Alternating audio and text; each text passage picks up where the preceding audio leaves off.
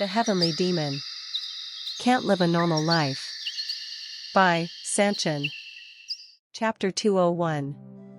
Wheel of Fate. Part 1. Dimitri's reception room. As he entered, there was a familiar face. Edwin Hector was drinking tea and greeted Roman Dimitri like it was a natural meeting. "Long time no see. Why did you want to see me? You seem to be in a hurry. Please sit down." This was unexpected. The last memories of both men weren't good. Seeing the walls collapse and Hector's soldiers slaughtered, Edwin Hector showed eyes full of hate as if he were about to shed bloody tears. The relationship between the two was clearly bad. No matter how much they should disregard their personal feelings for national interest, their relationship couldn't be this peaceful. Roman sat down. Edwin Hector lightly tossed the topic to ease the tension. "First of all, congratulations on the foundation of the Dimitri Duchy. I knew that Roman Dimitri was a great man, but I didn't think that you would end the civil war in Cairo and also defeat Kronos. Even in Hector, many people were surprised by your actions. Everyone was outraged by the atrocities of the empire, but no one could act as you did. Get straight to the point. We aren't close enough to compliment one another without feeling awkward." "You are right. In fact, I also didn't expect for us to meet in another place other than the battlefield." The atmosphere turned cold. The events in the past, Edwin Hector didn't forget them. He was now being forced to smile because of the situation, but on the battlefield, Roman Dimitri made him feel an overwhelming sense of terror. During the time when he crossed the border for his nation, Hector's soldiers were one-sidedly annihilated, and the defeated soldiers, who did not gain anything, had no choice but to spend a really cold and difficult winter. And Butler, who suffered major injuries, needed a full year to even hold the sword again. His heart ached for him. Hearing the news of Butler's despair and what he was going through made Hector frustrated. Edwin Hector, who lived away at the time, fell into guilt over the wrong choice he had made. Hector was in decline. If he hadn't pushed for the war, he wouldn't have experienced that pain of defeat, and even though it was difficult right now, the people who died would still be alive. He caught his breath. The past was bad luck. And having encountered Roman Dimitri on the battlefield, he was even more certain that he had to meet the guy. Edwin Hector said, "I'm going to tell you the truth about the war between Cairo and Hector. There was another side, a shady side, which instigated the war." Roman Dimitri's expression didn't change. As he calmly accepted the news, Edwin Hector spoke what he had prepared in his head. "As Mr. Roman Dimitri knows, the Hector kingdom decided to go to war because of the poor harvest that year. I am not making excuses for what happened. We attacked Cairo to live, and that was wrong. But right after the war ended, we confirmed that the poor harvest had been done by force. The timing felt odd. The village, which was initially normal, soon showed signs of an anomaly when the war was over, like there was no more need to hide. It started with a village in Hector. It was a village that had a bad harvest, and as soon as the war ended, the ground turned dry and black, and there were reports that too many carcasses of animals were found close by. And that was just the start. With the abnormal symptoms spreading throughout Hector, we learned that there was another reason for the poor harvest that was afflicting Hector, the necromancer's curse. The beings who worked hard to dry the land for a long time didn't care about hiding what they did once they achieved their goal. It takes a lot of effort to keep a curse running, so the situation was clear. Hector thought that God had abandoned them, and that was why they weren't getting any food, but the reason was something else. When his doubts became certain, Edwin Hector couldn't contain the rage inside of him. In the war with Cairo, the people who died and the people who went to the battlefield to obtain food for their nation met a monster called Roman Dimitri and achieved nothing. He wasn't going to blame it on the other person. The idiocy of being duped by a dark and shady plan, as well as their defeat in the war, occurred because the officials who governed Hector were lacking. However, he had to find out the truth. Having entered the magic tower through a deal with the tower master, he had an intense time last year. Which side really benefited the most from the war between Cairo and Hector? If you think about it, you can assert that the force was the Kronos Empire. Those who want to use Cairo as a bridge to begin their conquest will only benefit from whoever wins between Cairo and Hector, so I began to concentrate on them. At first, I didn't believe it. Even though their ambitions have reached their peak, black magic is an area that humanity shouldn't touch. It had been exactly 1 year, and he had just recently discovered a fact that drew Edwin to Dmitri. 10 years ago, I discovered that there was a phenomenon similar to Hector in the Kronos Empire. There was a deliberately bad crop, but the Kronos Empire didn't actively solve the problem and hid the truth instead. So when we found a clue about a person related to it, we discovered that their poor harvest was the result of an experiment. It wasn't perfect evidence. The person who knew about the bad harvest was just an errand boy, and he had no power, so they couldn't use that as evidence. However, Edwin Hector convinced him. As he looked at Roman Dmitri, he revealed his purpose for visiting Dmitri. It was as expected. The true identity of that shadow was the Kronos Empire. The benefits that could be gained from the war between the two kingdoms were obvious. Control barbarians with barbarians. Even if the Kronos Empire didn't exert much effort, they could drive Cairo into a corner by attracting external forces. In fact, the war on the southern front was directly linked to Kronos' gains. The Hector kingdom tried to bring in the Kronos Empire to solve the unfavorable situation, and regardless of the result, the Cairo kingdom had no choice but to focus on the southern front rather than the western front for a while. So they were slowly taking Cairo's breath. Just as Hector withered away from a bad harvest, the internal and external strife weakened Cairo. Edwin Hector said, "People only focus on the bad things that Kronos is doing in front of their eyes. Since they openly declared taking over the continent, we only think it would be fortunate enough if they didn't invade the borders. But the truth is different. The Kronos Empire is cleverly destroying those who stand in their way one by one. Their target is Cairo. They are using Cairo to step into a bigger war, as they can defeat it easily. Unlike the Kingdoms Alliance, which consists of 4 kingdoms, Cairo and Hector, if they destroy the 2 kingdoms and take full control of the northern part of the continent, then they can split the continent and do a full conquest. If that is true, why come to me without releasing this to the public? Since black magic is a sensitive subject, even the Kronos Empire wouldn't be able to avoid taking responsibility." I agree. But that alone won't bring the empire down. No, maybe it will even start the war. The Kronos Empire has been holding back its ambitions because of Valhalla, but in fact, it wouldn't be strange if a war broke out. And with the current strength of the Kingdoms Alliance, excluding the Empire, there is no one else who can handle it. It was enough evidence. Kronos knew full well that the kingdoms could do nothing but argue, and that an argument not backed by force was meaningless. So Edwin Hector first thought of Roman Dmitri. Our relationship went wrong from the start. The responsibility lies with Hector, and if you ask us to take responsibility for it, I will gladly accept it. However, in order to stop the ambitions of Kronos, Dmitri and Hector must work together. His true purpose was an alliance. He hoped for the power of Roman Dmitri. For years, Hector's people starved to death. Whenever I think of their faces in sadness caused by the Kronos Empire, I feel that I cannot live with them under the same sky. My heart is angry, and I am angry to the point of going insane. This is not just Hector's problem, so please join me in my plan to destroy the Kronos Empire." It was a rather one-sided conversation. Edwin Hector coughed up his accumulated resentment, and his words were quite persuasive too. However, strangely, despite saying all that, Roman Dmitri had a calm face. It was a strange atmosphere. Roman Dmitri took a sip of his tea, put the cup down, and looked at Edwin Hector. "I knew." "What do you know?" "After the battle on the southern front, I asked my people to travel around the continent. Actually, the war between Hector and Cairo was something both sides didn't want, and I thought maybe it was instigated by someone. As you said, it was very clear that the 2 nations would shed blood, and someone would benefit from it. The lower district.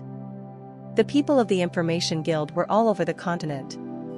They gathered all the information and got a clue about black magic by putting all that information together. Hector's bad harvest smelled odd to him. As Edwin investigated, he couldn't find clear evidence that it was the work of the Kronos Empire, but at least it was possible for him to infer that it was the plan of someone. Actually, it wasn't that surprising. Edwin Hector seemed to be expressing his anger at the part about how humans used black magic, but there were many cases in Murim that were worse. The gangsters that were made from corpses. They were monsters that sucked out people's chi. Many people gave up living as human beings in order to achieve their own goals. And Roman said, "We are already preparing for war with Kronos. If it was really them, they would surely put their ambition of conquering the continent into action, and just like the Hector kingdom, they would stop at nothing to destroy Dimitri." But aside from that, why should Dimitri join the Hector kingdom? Does that mean you will decline my offer? Let's be straightforward. Precisely, I am asking if Hector is in a position to make such an offer. His eyes changed. They looked the same as when he was on the battlefield. Roman Dimitri showed ferocious eyes, as if he were going to devour Edwin Hector. The Hector kingdom was cornered by the intentions of Kronos, and even though you attacked Cairo as a surprise, you failed to achieve your purpose. It shows that you are weak. Due to the long, poor harvest you had, Hector festers from the inside, and those who are troubled by this incident will inevitably lose their intention of being soldiers as time goes by. And that isn't all. It was the cruel truth. Roman Dimitri mercilessly revealed what he had tried to ignore. The war with Cairo is over, and the bad harvest is over. But it will take time to restore those lost lands, and the people of the Hector kingdom are still hungry since it hasn't been fully resolved yet. I heard that Prince Edwin Hector got a lot of help from the magic tower. But the problem still hasn't been resolved yet? If war breaks out, does Hector even have the supplies to carry out the war? Prince. It isn't like I don't know your sincerity. Your mind thinks of your people. Your desire for revenge is on the verge of exploding, and you want to take Kronos down. However, this meeting and this conversation, which was supposed to be smooth, went wrong from the start, just like the relationship between the two men. Stop saying things I already know, and tell me why I should join hands with you. Chapter 202. Wheel of Fate. Part 2. Edwin Hector was shocked. If others were told of the conspiracy of the Kronos Empire, they wouldn't reject his offer. The enemy of all. It was a plan to overthrow the Kronos Empire, so why was he reacting so aggressively? To be honest, I don't understand what Mr. Roman Dimitri means. The Dimitri Duchy invited the kingdom's alliance and told them about the coming future. Just as you drew in the kingdom's alliance during the incident with the Kronos Empire, it proves that the nation's power must be maximized to counter the empire. Dimitri's and Hector's purposes coincided. Then it was only right for them to welcome Edwin's hand. I will not deny that Hector is weak. In just 1 year, the damage caused by the harvest and the war couldn't be solved, and there were people starving in Hector. But what does that have to do with this? If there is even one person willing to help overthrow Kronos, then this would help Dimitri too. It means that we will go to war together and bear the consequences together. And Hector's plan is to involve Dimitri in this as well as the kingdom's alliance. Outside the office, a friendly conversation was happening at the party. As they clinked their glasses and talked about the future of the kingdom, they laughed and joined forces against a common enemy. It was already agreed upon. On the surface, Dimitri and Hector's positions were established, and Hector was just preparing to make sure of it. So the rejection wasn't expected. Roman Dimitri was unpredictable on the battlefield, but he didn't expect the man to be this troublesome outside the battlefield too. And Roman said, "You are right. With the common enemy called the Empire, the kingdoms can only survive if the alliance properly works together. What that means is a closer relationship." Then, does Prince Edwin Hector believe in the unity of the kingdoms? We may turn to each other for comfort now, but there is no guarantee that the situation will last. There was no such thing as permanent allies. Given that premise, Roman wanted to clarify the benefits they could reap from a solid relationship.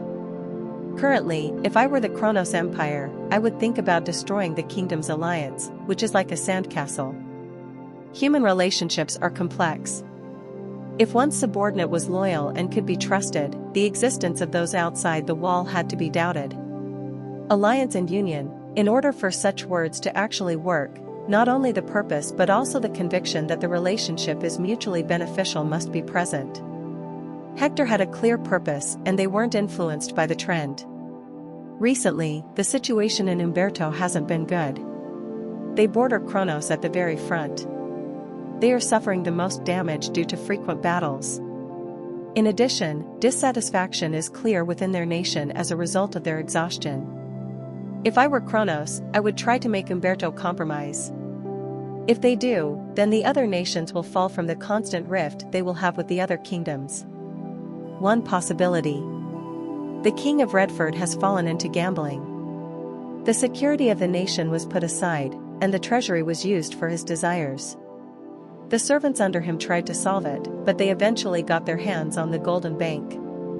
As you know, the Golden Bank has influence all over the continent.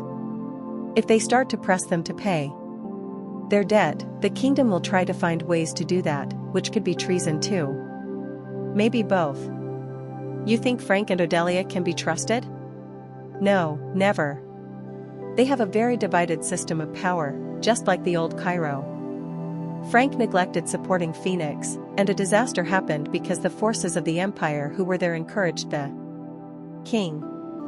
Cairo found stability by taking down Marquis Benedict and the nobles, but miracles like that cannot happen everywhere. Finally. Then what about Hector? The four kings in the alliance have weaknesses, making them targets for Kronos to attack. It is the same with Hector. If the starvation becomes extreme or if Valhalla declares war, are you sure you can handle that? I am asking if you, who want to take revenge against Kronos, have the strength not to be shaken. The kingdom's alliance was a sandcastle. They formed a hazy relationship that could collapse at any time. Dmitri has no intention of making the mistake of breaking ties with the alliance first. I hope to continue a friendly relationship with Hector as well. However, joining the plan you have come up with is another matter. The cost of excessive trust is fatal. If the allied nations betray each other, Dmitri will not be shaken. However, if we start to trust you and you betray us, that is a different thing. Because Hector is getting something out of this, and we cannot allow ourselves to be hit with a fatal attack. It was a complex matter. An alliance without trust, that was the answer he gave to Edwin Hector, who spoke honestly. Looking at Edwin Hector, who couldn't accept this situation, Roman Dmitri said in a low voice. It isn't like I am not aware of the sincerity of the Hector kingdom. Unlike the other kingdoms, you have a clear purpose to take revenge on Kronos and enough reason to be taken as an ally. The question is Hector truly worthy of Dmitri? That is an important role for Hector to play. If Hector says that you will take revenge on Kronos only with your mouth because of the harsh lives you have, Dmitri has no reason to treat Hector seriously. After all, what we can obtain from Hector isn't much. Rather than that, trusting and following ourselves is a much smarter way to avoid taking risks. For his future plans, he needed confidence in Hector. And if they proved their worth, Roman would surely think about it. In addition, above all else, Roman wanted Dmitri to be the one who would handle the plan. I will ask you again. Do you have any reasons for Dmitri to truly join hands with Hector? Roman Dmitri's words were right. Hector was weak. Even so, Edwin Hector talked about the plan first without knowing his place. If I think about it, the fact that the Kronos Empire is behind the shady plot isn't that important. The Kronos Empire always looked friendly on the outside but was plotting something from behind. The Continental War was always talked about.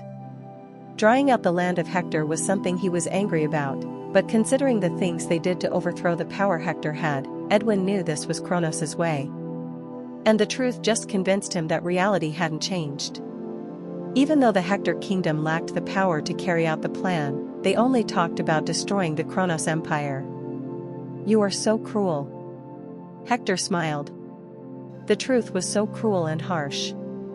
Edwin Hector smiled self-deprecatingly. Actually, I know the truth. Hector is falling into the path of downfall, and at the pace that it is going, even if someone doesn't attack it, it will collapse on its own. That is why I am desperate for revenge. Even though Hector only has a little bit of power left, we still have the desire to take revenge on Kronos for turning Hector into the state and to solve the problem of the kingdom with the little wealth we have left. Hector's worth wasn't clear. Even if they had the power to shine for the last time, it wouldn't be too bright. Hector isn't qualified to lead a war. If a war breaks out and the alliance wins, Hector will be there, but you cannot say that the victory was because of Hector's strength. But that doesn't mean that I will give up on the idea of revenge. From the moment the people of Hector collapsed and died from hunger, Hector became an existence that couldn't coexist with Kronos. His voice became more and more strained. Looking at Roman, he added, "You asked me on what grounds I came to Dimitri? I can just promise you one thing. As the prince of the Hector kingdom, if it is to destroy the Kronos empire, I will risk my life and do my best. It is okay if we aren't the ones leading the war. If you destroy Kronos and promise Hector's future, then we will stand at the forefront of this war. Like a scapegoat and pave the way." Roman Dimitri.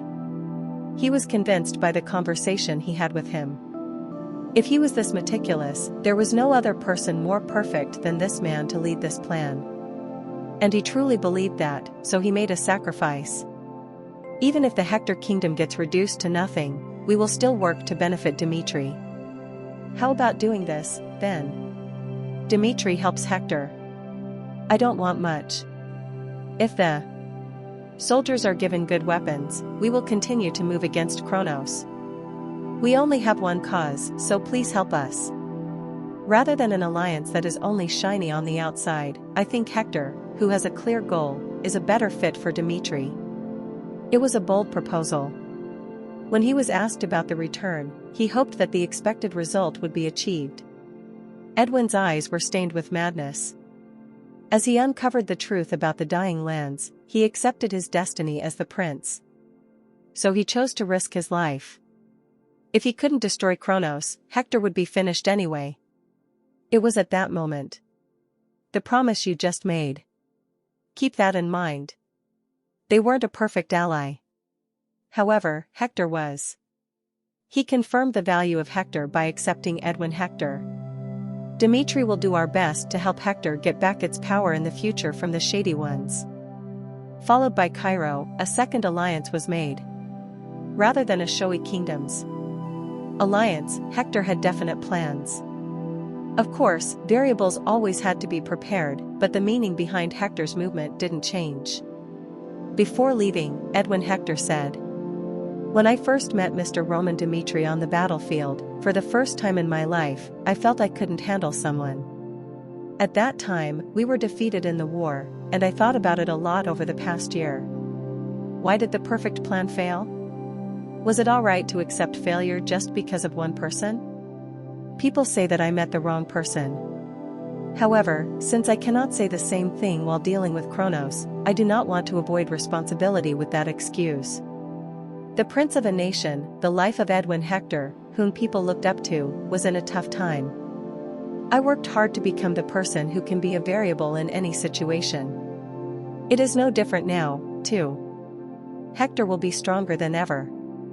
In order to not be swayed by excuses, I will somehow raise the value of the Hector kingdom, so Roman Dimitri, please set the stage for us."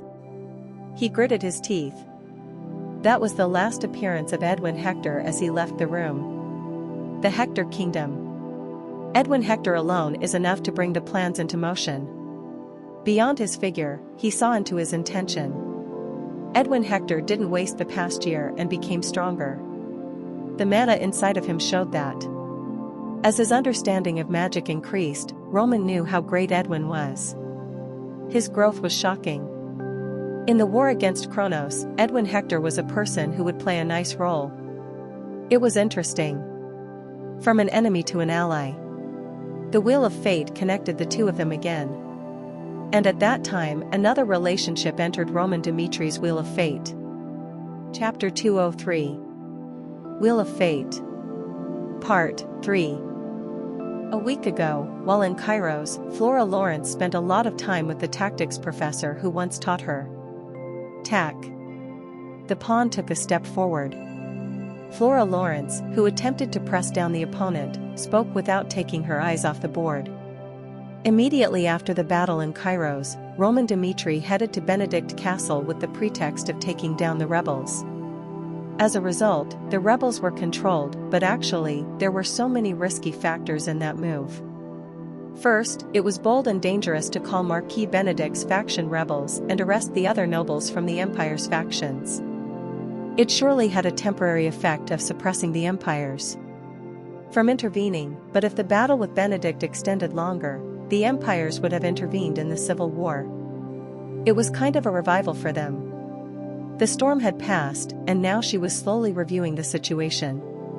Rather than looking at the results and being convinced that the method was right, she was analyzing the process, which brought the results once again.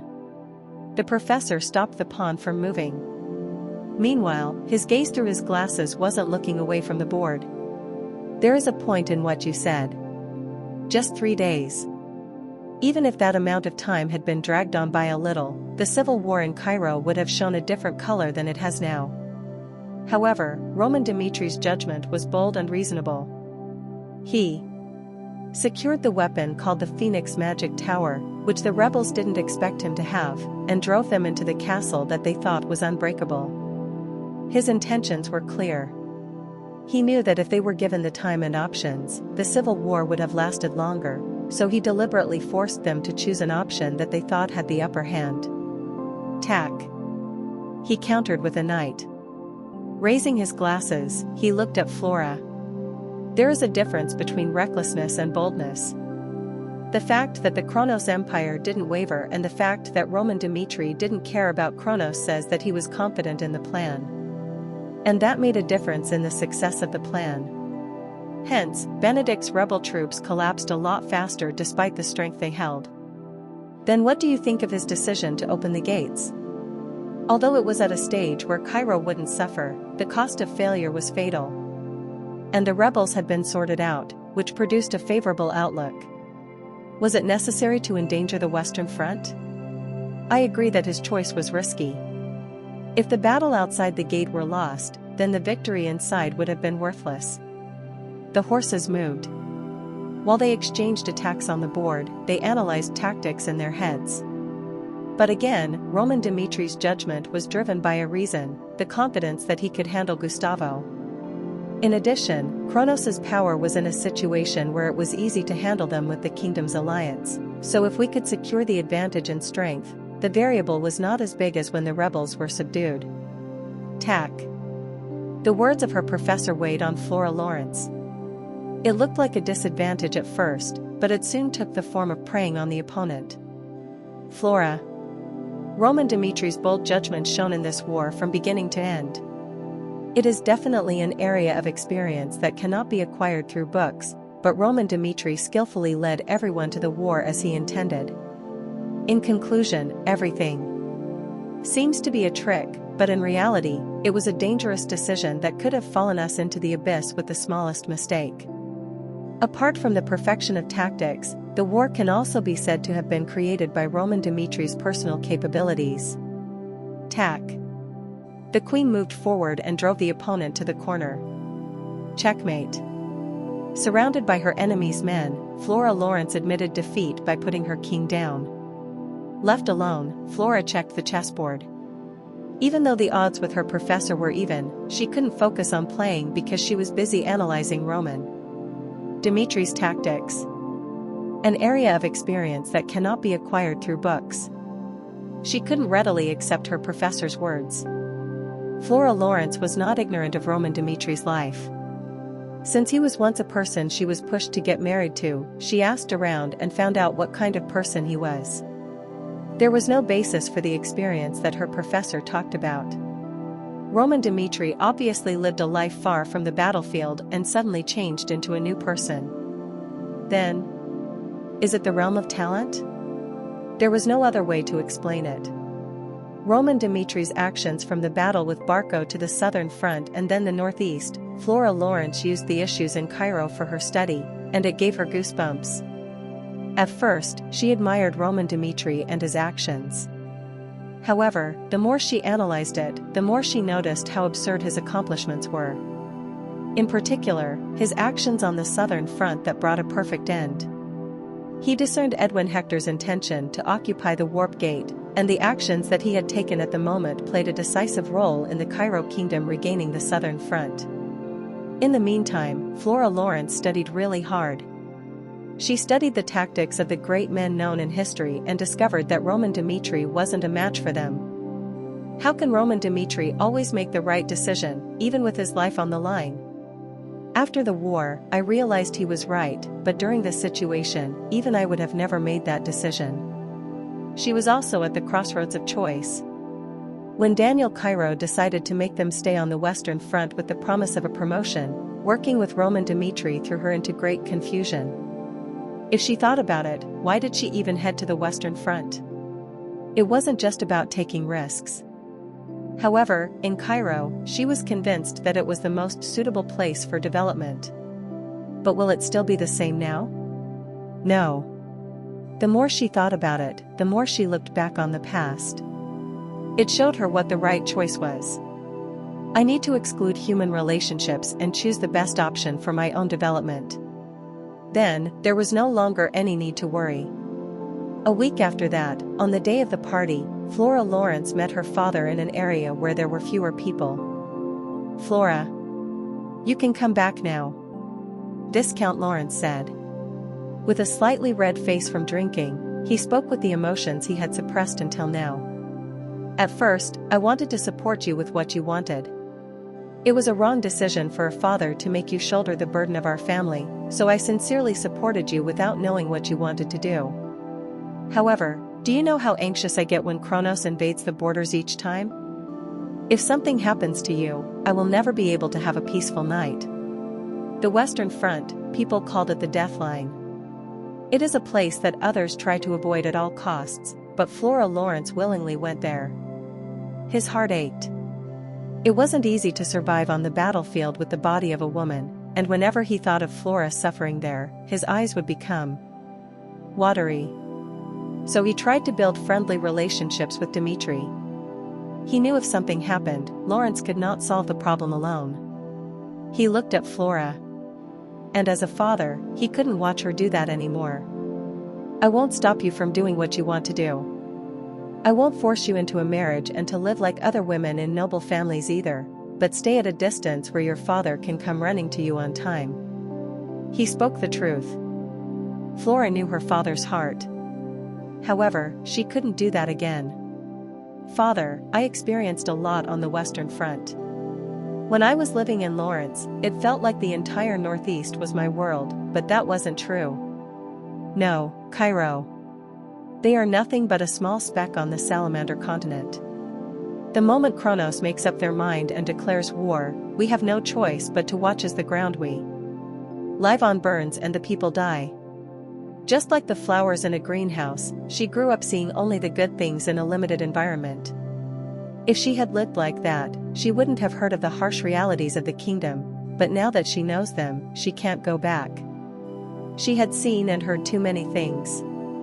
In this world, the ever-changing situations implied that peace would not last very long. The war has already become a reality. The signs that have been appearing all over the continent indicate that it isn't a problem that should be ignored any longer. When the time comes, what will Lawrence do? In the battle against Barco, we received help from Roman Dimitri because we couldn't fight for ourselves, but when another war breaks out, we can't find a force to lean on as we did back then. Because Kronos will conquer the continent and wipe out all the forces that oppose them. She faced reality and looked straight ahead. In the trials to come, Flora Lawrence wanted to do something. So when that happens, I need to gain as much experience as possible and develop further. Flora. When she left Kairos, she had already made the decision. While looking at her father with sad eyes, Flora Lawrence said in a firm voice, I am thinking of joining the Dmitri army. On the next day, just when the aftermath of the party hadn't cooled down yet, a situation occurred that made Dmitri excited. It was Flora Lawrence's visit. Chris, who faced her, had a puzzled face. If I am not mistaken, are you saying that you want to become a member of Dmitri's staff? Yes, that is right. It was a bold statement. And then she added, what I want is to be directly under Roman Dmitri's army. In the future war, the presence of staff members will be needed, and I am sure that Dmitri also needs my talents since I have experienced war on the Western Front. I am not going to request to be treated as a noble. If you use me as a staff member, I will risk my life to serve Dmitri. Chris scratched his head. This was unexpected. Flora's future wasn't something he could decide, so he said, it isn't for me to decide whether you can join or not. Please wait here. I have to convey this to the Lord, but I am not sure if he will accept you. I know. Flora reacted calmly, and Chris stepped back. He reported it to Roman Dmitri, and his reaction was unexpected. Flora Lawrence is a useful resource. If we accept her as a staff member, she will definitely do the job well. During the battle in the West, she had proven her worth. In a situation where the West could have collapsed if Kronos' attack had been successful, her decision to deal quickly with the magicians gave Cairo an advantage. Not just that, she also gave strength to Roman's opinion. Thanks to that, Roman Dmitri was able to push forward with his plan easily, and it became an opportunity for him to reconsider Flora Lawrence, whom he had previously viewed negatively. No prejudice was involved. The past was past, and Roman was judging people based on what he saw and felt. The current Flora Lawrence, it was clear that she was useful. Moreover, since she was from the northeastern region, it wouldn't be easy to find such resources with limited manpower. However, joining the Dmitri army is a different thing. Tell Flora that 1 week from now, if she joins the training schedule and proves that she is suitable for the Dmitri army, then I will officially accept her. I understand. Chris took the command and went out. Normal people would see the meaning behind Roman's words in a different way, but his thoughts were different. Does that mean he will refuse her? Dimitri's training, perhaps it was going to be a tough time for Flora Lawrence. Chapter 204. Wheel of Fate. Part 4. In the early morning, breathing in the cold dawn air, the training of Roman Dimitri's men that was led by Chris began. We will start now. It was a simple exercise. At first, it was a moderate pace running warm-up, and Flora Lawrence managed to catch up easily with the men. Her breathing was stable. People usually think that staff members have weak bodies, but she trained in archery, so she didn't neglect her physical training. Then slowly, the pace became faster. Flora Lawrence calmed her breathing as much as she could because she didn't have time to stabilize her breathing to the point where her lungs felt cold. Just once. It was over once she stopped breathing. In the week-long test, she didn't want to drop out from the first session itself. Yuck. Yuck. About 1 hour had passed, and she was already drenched in sweat from the warm-up itself. The heat from her body began to rise from her ponytailed head, and unlike her hot body, the air touching her skin was so cold. The morning training felt a bit intense from the start. Normal troops would finish their training after about 30 minutes of warm-up, but Dimitri's soldiers incorporated the morning warm-up as a part of their routine. And she could finally see the end. She thought they would finally stop now, but Chris entered the mountain path. No. Anxiety began to rise, and that was just the start. Chris started to run down the steep mountain road, and her brain, which was concentrating on breathing, now felt dizzy. Her head was spinning. If she had known in advance that this would be the intensity, she would have tried to conserve as much energy as she could. She never thought that they would continue running after an hour of warm-up. Above all else, unlike her, the soldiers were not even out of breath. Hook, hook. Her breathing became rough. This was beyond what she could control. Flora Lawrence held on with her mental strength, and when Chris noticed that she was tenaciously following them, he raised his voice and said, The morning training is for survival. The battlefield doesn't care about your situation. How early the morning is, what you ate, and whether you are healthy. You cannot always fight in the right condition. So push yourself to the limit each day. After exhausting all your stamina, as if you were about to die, you will see the reality that you will face on the battlefield. It wasn't a training for them to take care of their bodies. It was survival. In order to survive a situation where blood and death were common, the training needed to be intense. Physical training is needed for everyone, regardless of their position. Even if it is simply a position that requires you to talk. The place where your role will shine will not be in the barracks but on the battlefield, where the enemy can attack at any time. If you can't do anything because you don't have the stamina at that moment and under the pretext that the situation is chaotic, you can't avoid death on the battlefield. The same is true for every position. Even if your role is to carry things, your legs are needed to fulfill your role. He spoke frankly. Seeing Flora Lawrence fall behind, Chris told her the reality. She knew what his words meant. So she had never neglected her training, but the intensity she was experiencing here was too much. 1 hour of warm-up and 1 hour of mountain running, their 2 hours of leg training had come to an end. Flora Lawrence, who completed the training despite being a little behind the others, looked like she was going to die, with sweat dripping down her face. Her legs were trembling. As she ran, she puked a couple of times, and she was just aching to sit down right away as her head was spinning. She messed up, though. She wanted to show her strong side, but Chris plunged her into despair. From now on, the sword sparring will start. The training wasn't over yet, and hell had just begun. It was an insane schedule. Chris said this about the sword spar, which was pushing them past their limits. The most important point on the battlefield is how efficiently you can fight with your physical strength at its maximum. 10 minutes after the first encounter with the enemy. During that time, you need to show the best image that comes to your mind in the perfect state, but after 10 minutes, you will feel tremendous fatigue, as if your body is being pulled down. That is when the real war starts. If your body obeys the control of your mind even when your breathing is not normal and your limbs are not moving freely, then I am sure that even normal soldiers can't handle you. The purpose of this training was clear: extreme limit. The soldiers were being pushed past their limits. Due to the warm-up, everyone was on the verge of exhaustion, yet they went into this training without saying a single word. Yoop. Tatak. Quackwang. They were sparring as if it were a real battle. Dimitri's soldiers breathed steadily and seriously clashed with their opponents. As Chris said, their bodies weren't in the best condition now. Even so, their attacks were sharp.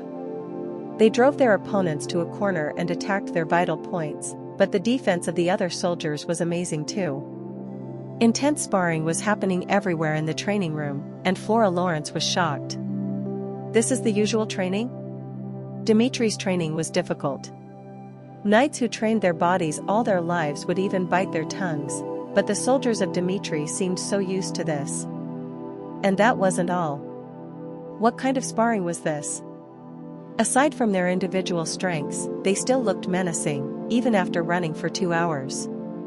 Suddenly, she thought of Dimitri on the battlefield and his strong army. They overpowered the Kronos Empire soldiers, who didn't show any signs of being disturbed by the surprise attack until they appeared. At that time, she thought they were amazing.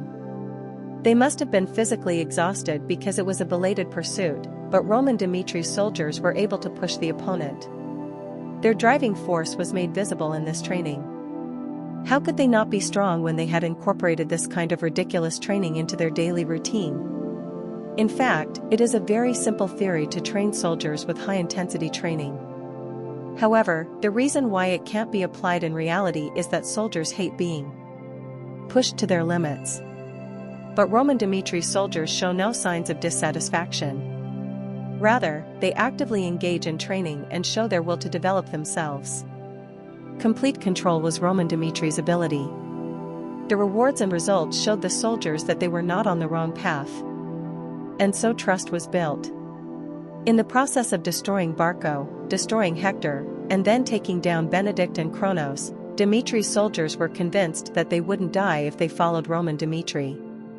So no matter how hard the training was, if they thought their lives were at stake, they had no reason to follow Roman. Everyone at the training was blazing with enthusiasm. They fought fiercely, and a dangerous situation was created like a real battle. They weren't worried about having any injuries. They believed that Roman Dimitri would be responsible if any accident happened, and above all, Dimitri had already responded well to accidents that occurred from time to time. A physician waited with potions ready, and their wounds would be safely treated. The precedent in the past created a scene similar to what Flora was seeing now. At the heat rising from the men's bodies, Flora gulped. "I cannot give up." It was hard. There was no sign of her recovering from her exhaustion, yet she went to the side to join the spar. Thankfully, her opponent wasn't assigned yet. It was about simply practicing against a scarecrow, but Chris's eyes didn't allow her a break. It was a situation in which people would fall into self-doubt. But Flora was different. She gritted her teeth at her trembling arms and showed the same intent as before. "There is no need to worry. I am not a combat resource, so I am bound to be weak in physical training." Yet the time to prove herself had come. Each role was different. Flora Lawrence accepted her flaws and reflected on the meaning behind this training. A few days later, Chris reported to Roman Dimitri. "So far, the training has been carried out without any problems." She collapsed as soon as the first day ended, and on the second day, she showed signs of fainting and dehydration. "Of course, that is because she hasn't fully adapted to our training, but I don't see any reasons to disqualify her." Lack of physical strength wasn't a reason for disqualification. If a perfect body was what Roman hoped for from the start, then there would be no soldiers under Roman now. Even ordinary people like Henderson were accepted. And the reason they were able to rise to their current level was that they continuously trained themselves, even when they were already exhausted. So the week-long test was a process to confirm her will. Even knowing how bad the training was, if she had the will to persevere, the path to progress was open. The problem was Flora Lawrence's role. Her fighting ability isn't good. Her archery is on point, but she has weak close combat skills.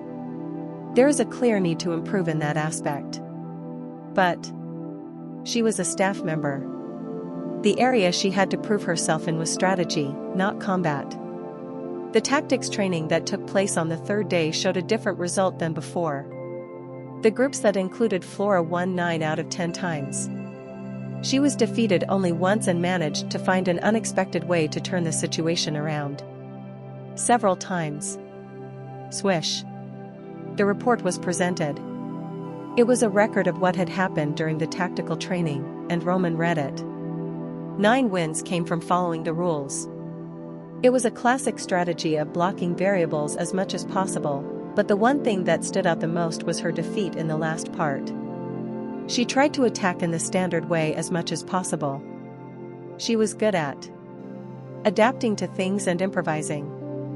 Actually, her only defeat was because Kevin, the opponent's commander, made a really sharp attack, and they couldn't fight back any longer, but they still acknowledged Flora's ability. Furthermore, Flora Lawrence showed this kind of level despite not being used to Dimitri's training yet. Roman Dimitri asked, "Chris, do you think Flora Lawrence is what Dimitri needs?" To which Chris answered without any hesitation, "Yes. I am sure that Dimitri needs a resource like Flora Lawrence." The 1-week test came to an end. At the end of the rebellion and the founding of the Dimitri Duchy, half an hour had passed since then. Just as Dimitri was immersed in a peaceful life, Thomas, who ran a restaurant in Dimitri, ran in a hurry. There should still be groceries. Recently, Dimitri had a great boom. People who wanted to work in the iron mines flocked to the area, merchants who wanted to do business with them opened stalls, and the entertainment culture naturally developed.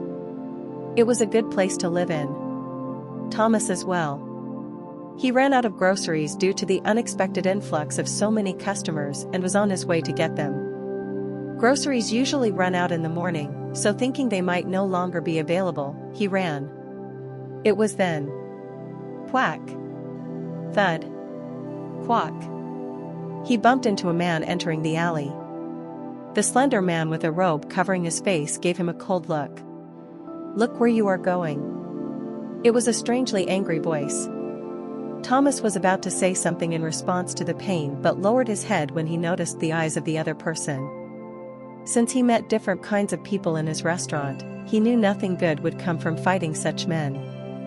The other man looked quite menacing, and it seemed like he wouldn't even blink an eye when killing someone.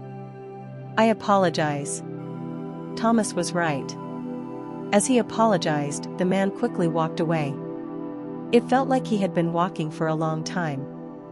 As the man entered the alleyway, several people suddenly appeared around him like shadows. This was normal for the man. He spoke in a quiet voice.